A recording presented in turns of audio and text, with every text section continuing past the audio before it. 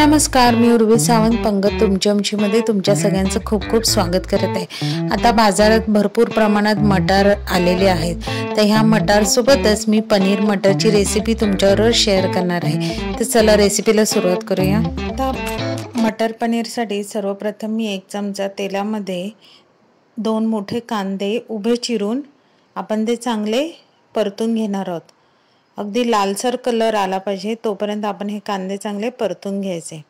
आता हे कांदे झाल्यावर त्याच कढईत मी पुन्हा थोडं 1 चमचा तेल टाकून 2 टोमॅटे मोठ्या फोडी करून त्याही आपण नरम होईपर्यंत परतून घ्यायचे।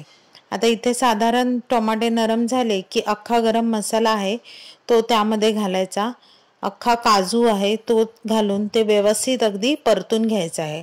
आता इथे टोमॅटो चांगला नरम झाला की तो पण थंड करून घ्यायचा आहे। आता इथे फोडणीसाठी मी 2 चमचे तेल घेतले आहे, त्याच्यात जिरं साधारण गरम झालं की त्याच्यात हळद, काश्मीरी लाल मिरची पावडर, धने पावडर, किचन किंग मसाला आणि मालवणी मसाला घालून फोडणी चांगली परतून घ्यायची आहे। आता ही फोडणी चांगली शिजली की त्याच्यात मी आलं, लसूण आणि मिरची ह्याची पेस्ट घातली आहे आणि ती पेस्ट पण आपल्याला चांगली शिजू द्यायची आहे। आता तेल सुटलं की त्यामध्ये जे आपण कांदा आणि टोमॅटो भाजून घेतलेला त्याची बारीक पेस्ट करून ती पेस्ट आता त्यामध्ये ॲड करायची आहे आणि आता ती पेस्ट ही चांगली तेलात परतून घ्यायचं आहे। आता साधारण 5-1 मिनिटानंतर त्यामध्ये थोडंसं गरम पाणी घालायचं आहे। आता इथे आपण फक्त गरम पाण्याचा वापर करायचा आहे। गरम पाणी घालून पुन्हा त्याला चांगली उकळी आणायला द्यायची आहे। 10 मिनिटानंतर तुम्ही बघू शकता चांगली त्याला उकळी फुटलेली आहे। आता ह्याच्यात मी कसुरी मेथी ॲड केलेली आहे। कसुरी मेथी घालून पुन्हा आपण ती चांगली परतून घ्यायची आहे। आता ह्याच्यात मी थोडंसं गरम पाणी पुन्हा ॲड केले आहे। तुम्ही तुमच्या आवडीप्रमाणे त्याची कन्सिस्टन्सी ठेवू शकता। आता त्याला झाकण लावून पुन्हा चांगली उकळी आणायला द्यायची आहे। जवळजवळ 10 मिनिटं मी इथे चांगली त्या आपल्या ग्रेव्हीला उकळी आणायला द्यायची आहे। आता इथे उकळी आल्यावर मी जे मटार घेतले आहेत ते मी पाण्यामध्ये बॉईल करून साधारण असे शिजवून घ्यायचे आहेत आणि मग ते आपण ह्या ग्रेव्हीमध्ये ॲड करायचे आहेत।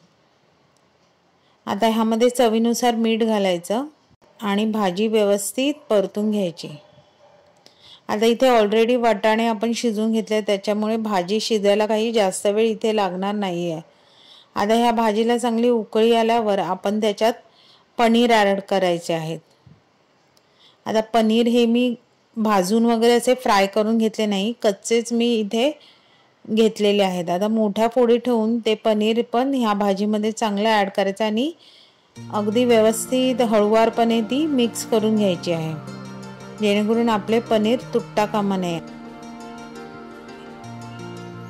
आता इथे शेवटी मी कोथिंबीर घातली आहे आणि घरचं घट्ट मलाई असतं जे दुधावरची साय असते ती चांगली मी 1 ते 2 चमचे फेटून ती त्याच्यात ॲड केली आहे। आता मलाई ॲड केल्यावर भाजीचा गॅस घालवायचा आणि भाजी व्यवस्थित परतून घ्यायची। अशा प्रकारे ही आपली भाजी तयार झालेली आहे। अशा प्रकारे अगदी हॉटेलमध्ये आपल्याला मिळते ना तशी पनीर मटरची भाजी घरच्या घरी तयार झाली आहे।